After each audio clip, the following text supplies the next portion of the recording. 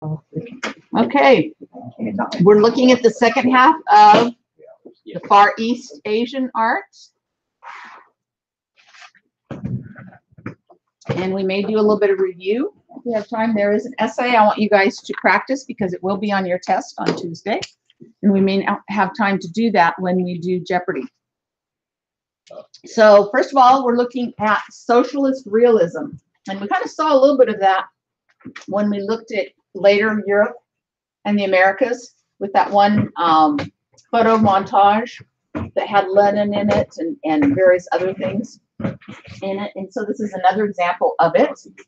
It is, this is our painting that we do need to know. You do need to know for the final exam. I was going over the sample exam because I'm building a Jeopardy for the final exam and trying to include all the subjects that, you know, or the pieces that they talk about, that they test you on. This is another example, and this is a movement that actually started in Russia. But what is really interesting about this is Chairman Mao en route to on Yuan, and it's a poster that's based on an oil painting by Li Chunhua in 1969. And it's interesting because here we have an Asian man.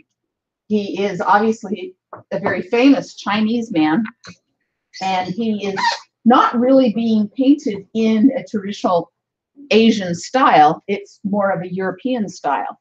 So once again, we have another sort of meeting of cultures similar to what we had with that one painting of the Maori chief back in the Pacific.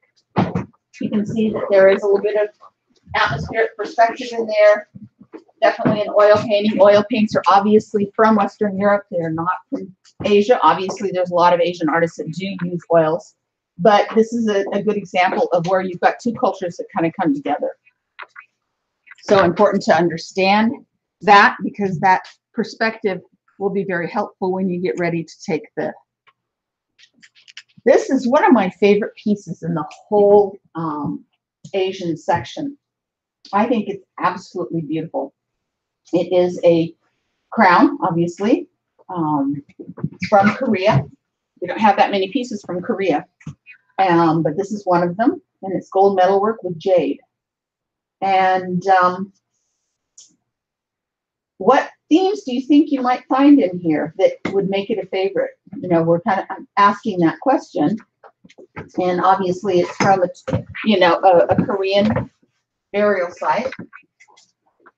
There's they believe that there's some shamanism in here, Siberian, that may have come to Korea, because these are like trees and antlers.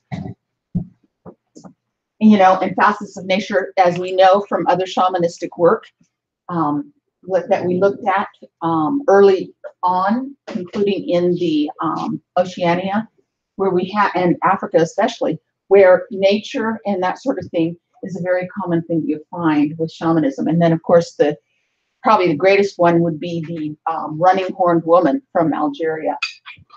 So that's really important to understand that some of the spiritual ideas in Korea did come from shamanism rather than, you know, this is a good example of how Buddhism did not influence this particular piece of artwork. And as we notice, Buddhism very much is, you know, influencing most of the art that we're going to see from Asia. But this one is not influenced by Buddhism, more about shamanism that probably came down from Siberia. So important to know that distinction on that particular crown. They refer to possibly the reindeer that were native to the Eurasian steppe that's just north of the Korean peninsula. The dangling gold discs and jade ornaments called goguk symbolize ripe fruit hanging from a tree branch. Once again, fertility and abundance. So you can see these little tiny round things are goguks, and then we've got antler-like projections and sacred trees. So these are the antlers, and then these are the sacred trees. So just be aware of that. Should you get a question on this crown, that you understand it's not influenced by Buddhism, it's influenced by shamanism. So now we are coming back to Korea. I'm not back, but another one. And this is a portrait that shows the a good example of Neo-Confucianism. The Korean elites were very enthusiastic practitioners of Chinese painting, poetry, and music. So we are, we've talked about it before, that the arts of Japan and Korea have been greatly influenced by China. And so we've got a good example of Neo-Confucianism. It is a portrait. The goal was to transmit a sense of unique physical likeness, which sometimes is not usual. And according to the expert, this careful attention to the sitter's face, such as the wrinkles and bone structure, served the Korean belief that the face could reveal important clues about the subject. So where have we seen where a certain visage or a certain face should project certain characteristics? Anybody? Mona Lisa. What? Mona Lisa. Mona Lisa? But what about a piece that we've studied? Patrician, yes. So, think about that portraits do not always necessarily resemble the person. In this case, it does. But the sitter wanted to make sure that those Neo-Confucian things that were, that were important to him were also shown there. Then we come to a very interesting, so this is sort of, what you had before, Instagram or Snapchat or YouTube even. It's from the first Shogun period. And this is our required image right here.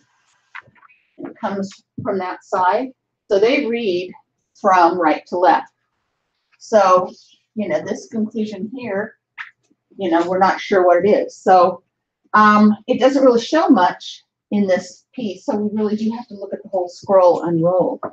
And obviously the night attack on the Sancho Palace is a good clue. And if we go ahead and scan through it, sort of like a 5-minute clip of a movie, we can see what's happening.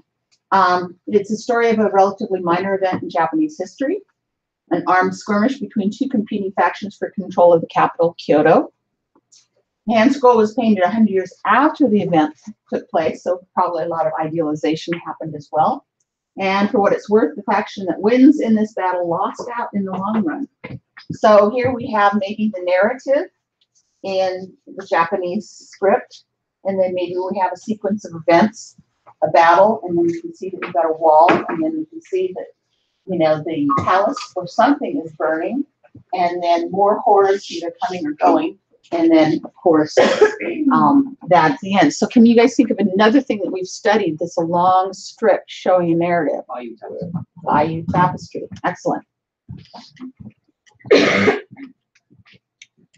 Okay, so I really like this Ogata Koran, red and white plum blossoms. It's the Edo period or the 18th century, and it's a pair of two-fold screens, and it's gold and gold leaf on paper. So the paper's been attached to the screen after the painting has been done, or maybe before, I'm not sure.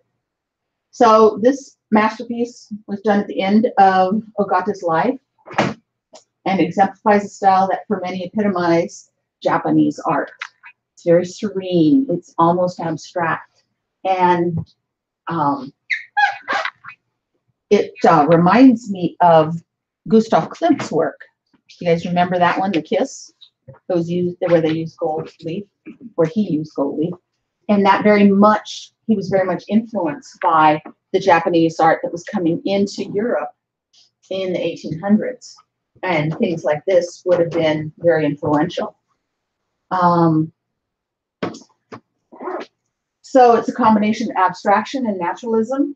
It's got a monumental presence. I mean, if you had this sitting in your room, even if it wasn't flattened out, it would be very powerful. This mass here that is almost abstract, probably inferring some sort of, stream, having the swirls, but having a very sharp edge.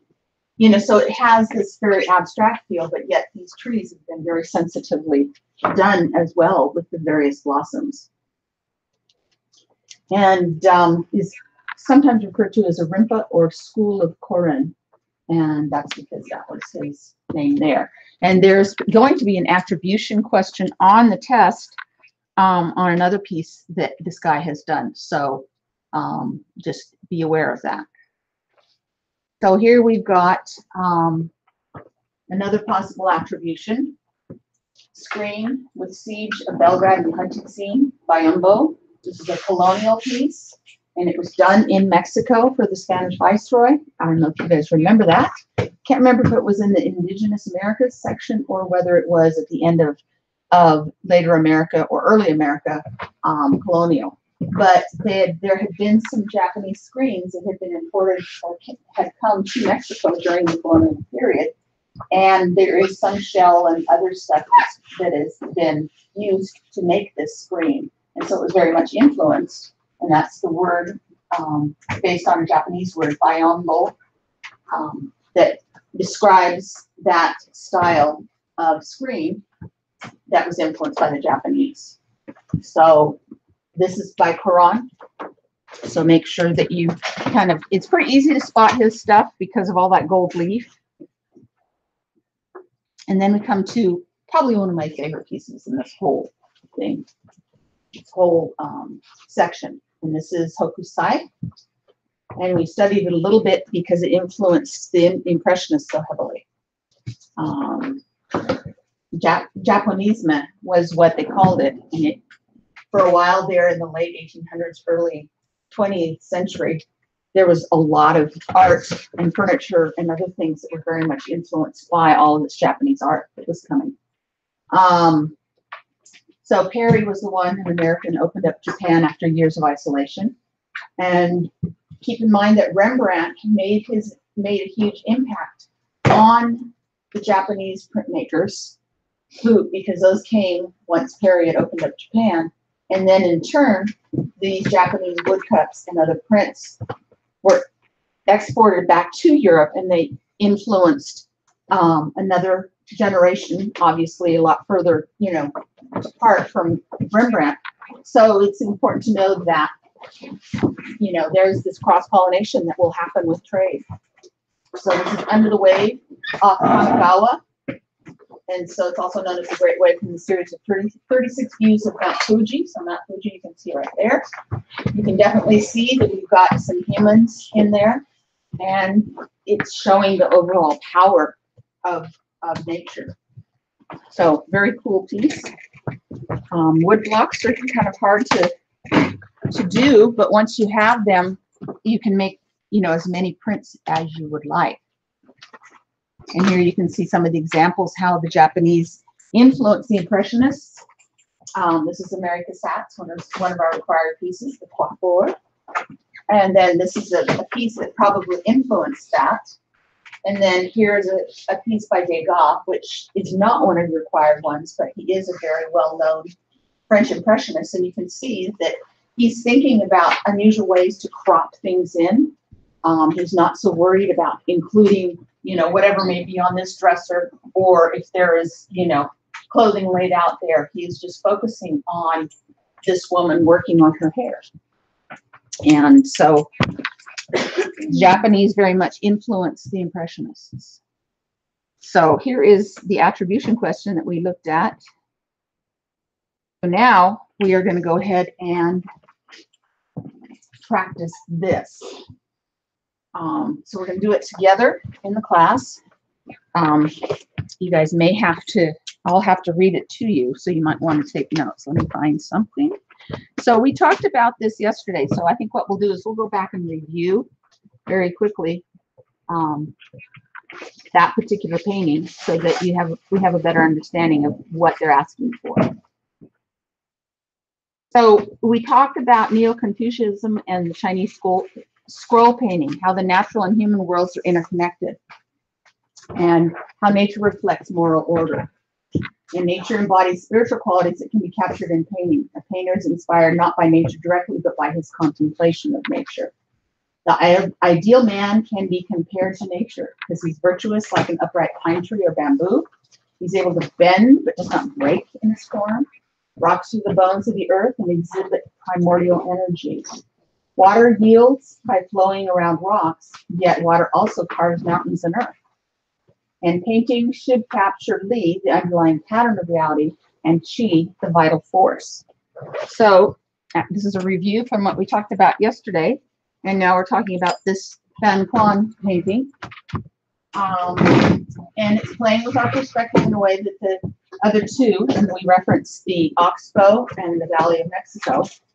And this painting is essentially divided into 3 registers, each painted with different brushstrokes, and each presenting a somewhat different perspective.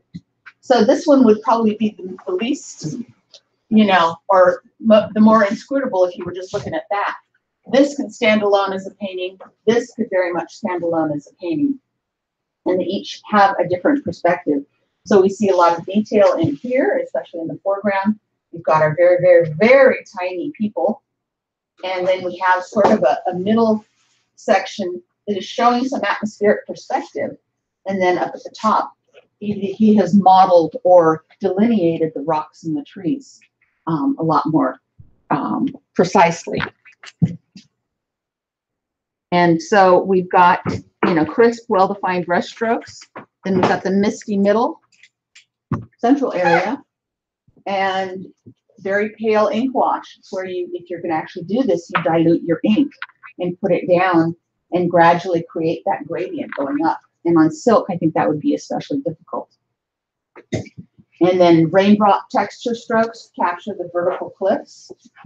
And then the artists use different kinds of brush strokes to portray the different kinds of trees. So that's all of this is good to know when you get ready to do that this essay question, which will be on the test. So let's go ahead and talk about this.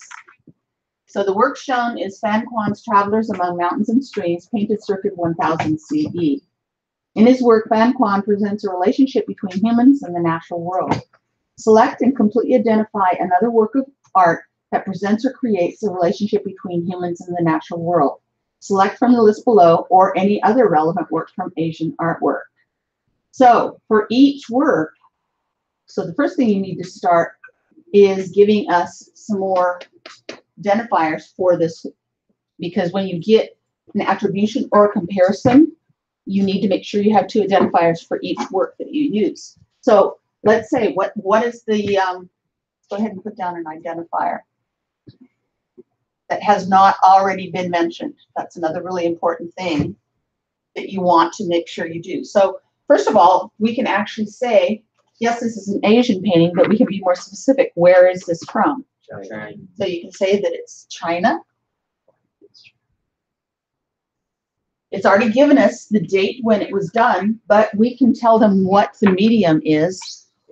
So what is it? It's a scroll, silk scroll. But what was it used to paint on? What is used? Okay, so we've got our identifiers. Okay, so now we need to find another one. We just talked a little bit about Chairman Mao en route to Anyuan, the court of the Guyamares, which you guys studied on your own in Islamic. We've got a navigation chart, which I think is very interesting. We have Ryonji. Anybody remember what Ryonji is? It's that Japanese garden that has the dry garden where you contemplate. And then Under the Wave off of Kanagawa. And that one is the woodblock that I like so much. So you can pick any of those works, or you might decide, you know, I can think of another Asian work that I would like to go ahead and go with.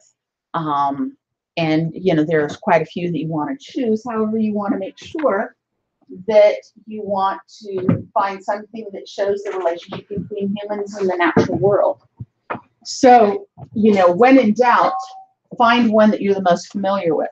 So did anybody have any of these for their snapshot? What did you have? Ryonji. Okay, so Ryonji would work. Did anybody have Under the Wave? Okay, so that one would work really well too.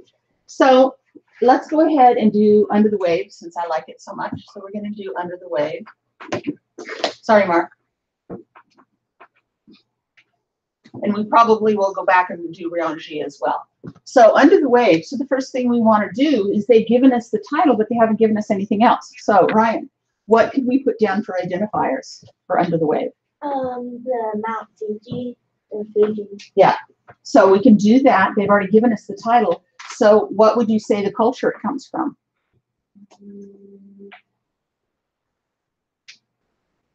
I don't remember. Okay, does anybody else remember? Japanese. So it's Japan, comes from Japan. What is the medium? Ryan, do you remember? I think it's oil canvas. Or no, something's wood. Yeah, it's a wood block.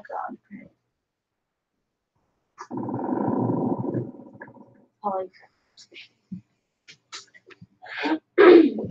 Okay, so now we have our two identifiers for both pieces. We have one for the one that we have to talk about, and then the one that you chose. So always make sure, always, even when they give you the title, and most of the time they do, which is very helpful because titles are one of the hardest ones for me to figure out. You could also put on this that it was done by Hokusai.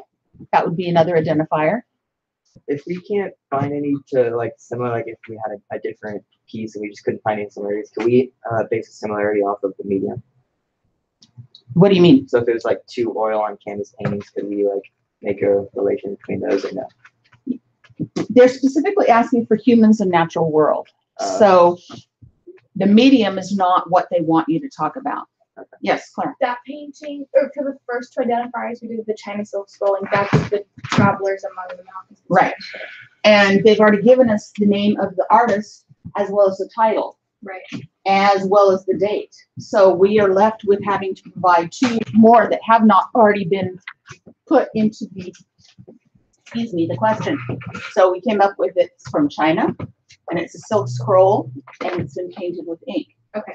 So now we're working on Under the Wave, and it's from Japan, and it's a woodblock print. So we have those two.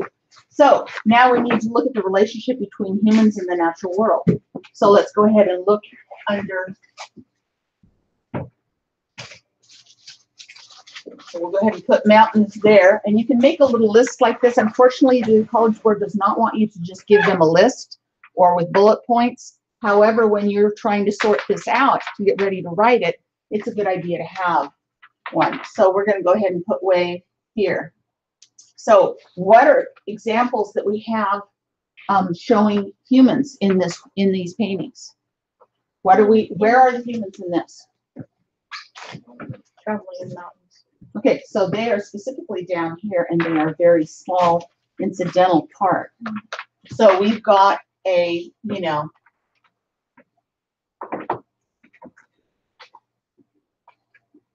got pack horses and people.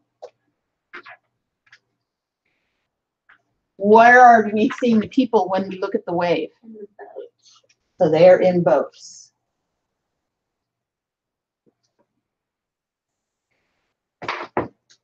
So let's think about this. In both cases, in fact, we should go back and look at the wave very quickly. What are we seeing the proportions of the people in comparison to nature? What are we seeing there? Mark? Like, could you repeat the question? I actually was not listening. Okay, nice of you to confess that. So we're basically looking at the essay, or the prompts for this free response or essay question is, we have to pick something that shows man in relation to nature. So man in relation to nature here, who's winning? Nature, for sure. Yeah, so, we can say that the men in boats are overwhelmed by the wave or by nature. So what can we say about those little pack horses in relation to the rest of the scenery? They're being dwarfed. Yeah, they're dwarfed.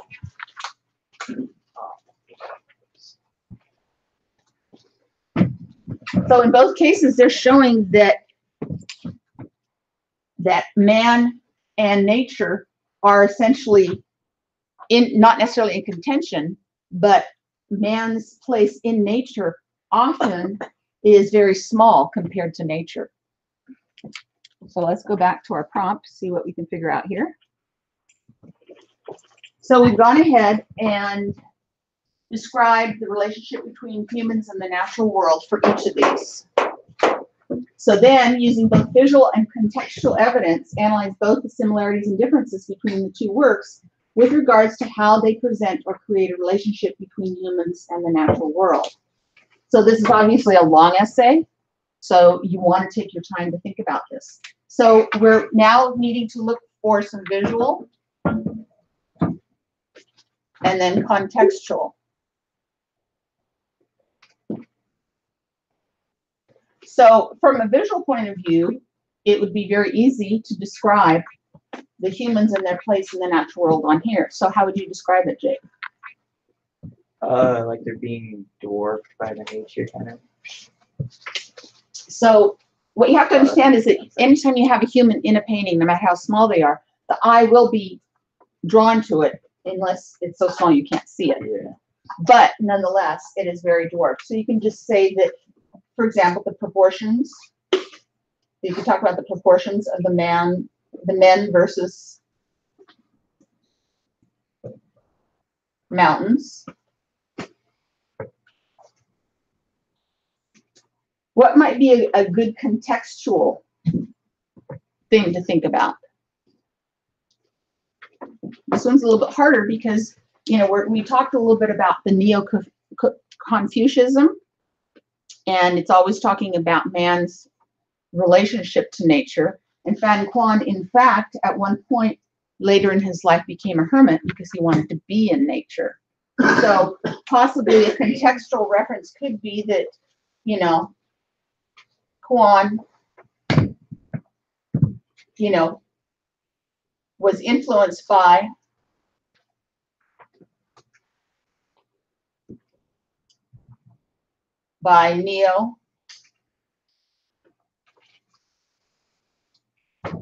Neo-Confucianism, and wanted to show the role of nature.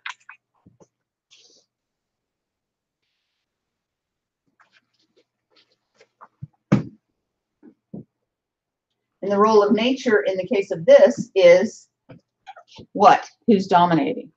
Nature.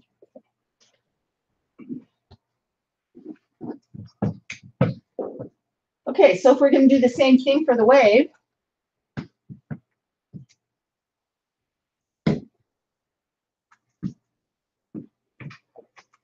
Mary, what would you say would be some visual evidence?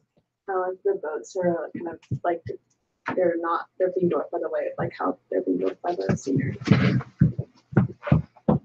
What I find interesting about that painting is that Mount Fuji is also being dwarfed by the waves.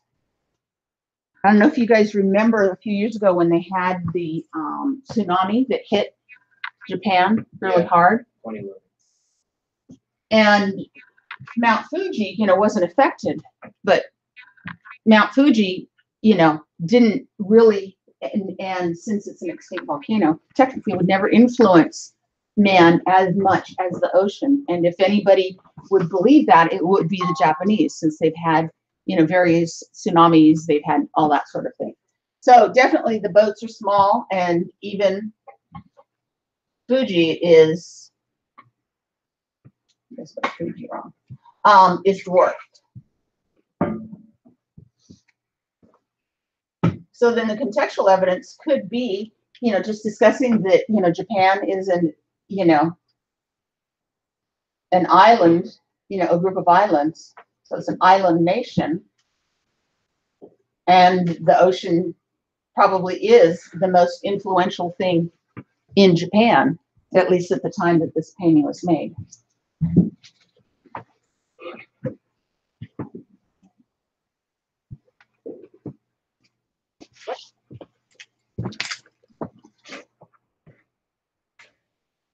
All right, so if we were going to do Rianji, what would we talk about? Because, you know, the proportion of man to nature in there is very different. It's kind of the same. It is kind of the same, you know, because you want to contemplate nature. However, living in the context of a very overcrowded nation, having a dry garden, yes. It's the rock garden thing. Mm-hmm. So wouldn't it be like the opposite? Because like in this case, it's like, humans have power over nature because they're like making their rock garden like. Yeah, so they would have power over nature, but they're also wanting to replicate nature because of the idea that all goodness, if we go back to, the discussion we had about nature and how important it is because it shows virtue. So, yes. Wouldn't it be a more like representation of nature being perfect rather than being powerful? So you could definitely talk about nature being more idealized. There's also the example of them borrowing the scenery of a hill that is not part of the garden, but the water part of that garden, they went ahead and planted in such a way that you could get nice views that were enhanced or framed by the trees and other plantings that they had done. So you can see how we can take several different items and go ahead and change them. So, for example, the navigational chart, how would we do that? That is a very simple piece, but yet it is a very powerful piece. So once again, we've got man's relationship to nature. How? If we're looking at that, remember the navigation chart that was made out of sticks and small shells from Oceania? So what is that, first of all, telling us? First of all, our two identifiers would be that it was wood. Yeah, it was wood or sticks, that it was from the Marshall Islands. And, obviously it's a navigational chart. So think about it on how you would do that. Its relation to man and nature would be that it was used to navigate between the Marshall Islands. Marshall Islands, their profile sticking up above the Pacific Ocean is very low. So you really can't visually navigate your way through there. So you have to know where those islands are. Are we kind of starting to make sense here? Okay. So yes, Mary. I was just wondering, it's kind of off of it, but could you be asked on the just like an attribution question, like comparing how like the Asian view of how they relate to nature and like compared to like the romantic view and like America and Europe, how they You very much could. We could go ahead and pull Versailles and use this as a comparison. Because man and nature there, that garden in Versailles very much showed that Louis XIV was dominating nature and had control even of that. So that gives you a completely different context, gives you a completely different mix. And that is a perfectly acceptable piece that you could use, although they are actually telling us it needs to be relevant work of Asian artwork. So unfortunately, you probably could not use Versailles. However, there are other things that may not give you that restriction. There's one that you guys will be practicing. I'm going to be gone next week, Thursday and Friday. So I'm going to give you several practice essays to go ahead and go through and discuss as a class. And then you can go ahead and write them for yourself. And one of them will be on that feather cape that was part of Hawaii. And then you have to make a cross-cultural comparison to something else, either in Africa, indigenous Americas. So anyways, go ahead and I'm going to post this on Classroom for you. So go ahead. You can use any piece of Asian art that relates to the natural world and man. And this will be on your test on Tuesday. So now is a really good time to go ahead and do a practice of it. We are test on Tuesday now. It is on Tuesday now. Instead of Monday. Instead of Monday. Thank you. So, I am merciful. Well, it wasn't fair given that I was gone for two days during this block. So I'm going to turn off the camera.